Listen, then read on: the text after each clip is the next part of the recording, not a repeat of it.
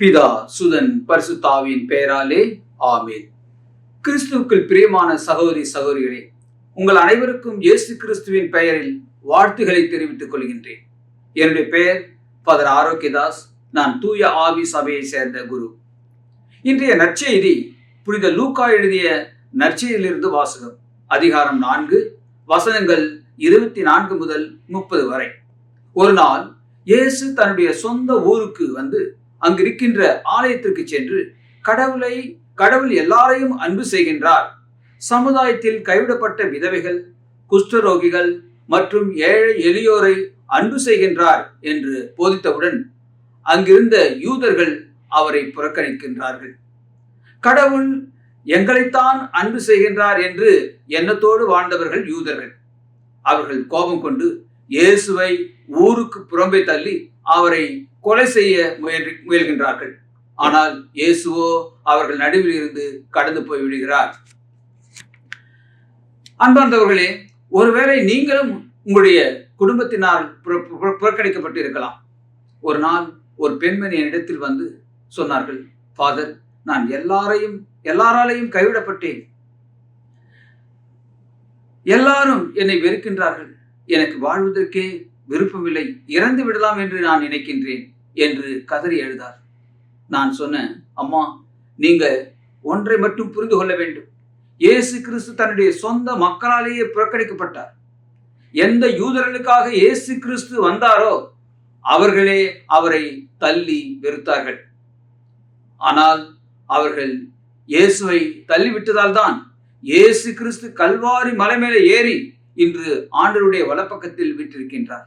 If someone rejects you, that means God has prepared something special for you. நீங்கள் சிலுவை முன்பாக முழங்காலிட்டு ஜெபிங்கள்.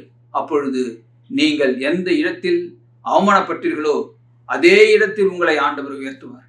யாருக்கு முன்பாக நீங்கள் நிராகரிக்கப்பட்டீர்களோ அவருக்கு முன்பாக ஆண்டவர் உயர்த்துவார். ஆகவே அன்பார்ந்தவர்களே, கவலைப்படாதீர்கள்.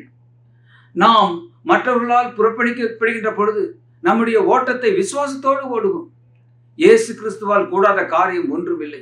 அவர் நம்மை நிலைநிறுத்துவார். ஆகவே நிராகரிக்கப்பட்டதை நினைத்து கலங்க வேண்டாம். நம்மை தூக்கி எறிந்தவர்கள் மீது கோபப்பட வேண்டாம்.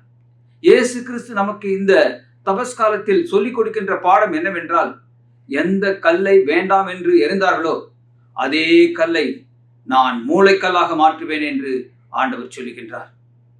ஆகவே அன்பார்ந்தவர்களே, கண்ணீரோடு அழிகின்ற உங்களை ஆண்டவர் தேற்றுவார். அவருக்கு உங்களுக்கு இளைப்பாற்றியை தருவார், உங்களை உயர்த்தி காட்டுவார்.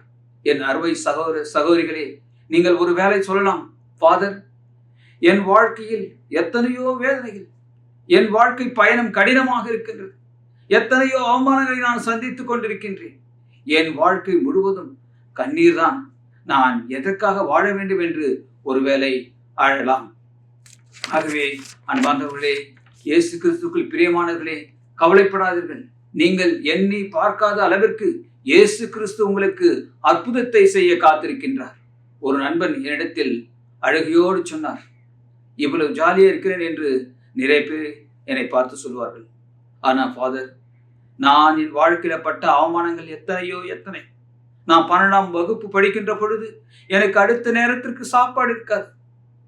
2 சட்டை 2 பேண்ட்ஸ் என்னிடம் இருந்தது. ராத்திரி வாஷ் பண்ணுவேன், பகல்ல போடுவேன், மறுபடியும் ராத்திரில வாஷ் பண்ணுவேன், பகல்ல போடுவேன்.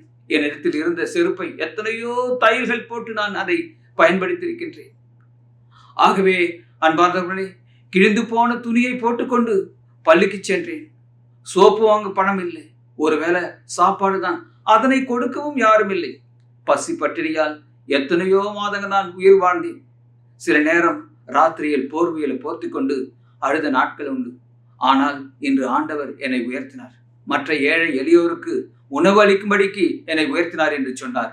ஆகவே அன்பார்ந்தவர்களே, கவலைப்படாதீர்கள். ஆண்டவர் உங்கள் கண்ணீரை அவர் துடைப்பார்.